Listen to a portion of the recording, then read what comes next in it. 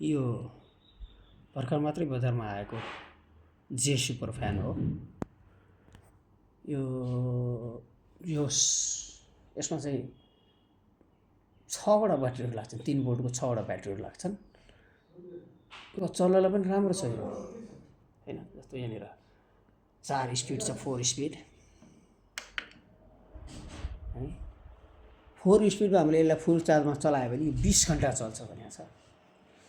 त्यस्तै गरी यसलाई सेकेन्ड स्पिडमा चलायो भने 14 घण्टा, थर्ड स्पिडमा 10 घण्टा र तपाईँको सबभन्दा स्पिड चलिरहेको छ। राम्रो हावा दिन्छ यसले, जो फर्स्ट क्लास हावा दिएको छ।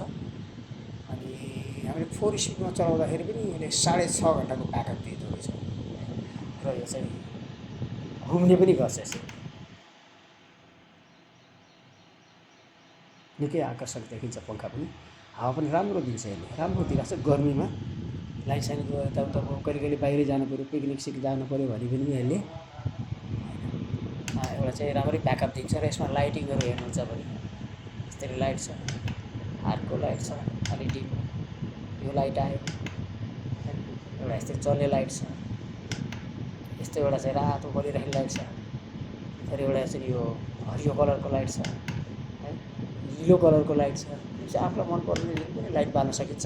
यसै गरी यसमा टाइमरहरू छ तपाईँको लगभग 1, 2, 4, 6 घन्टासम्मको हामीले टाइमर सेट गर्न सक्छौँ।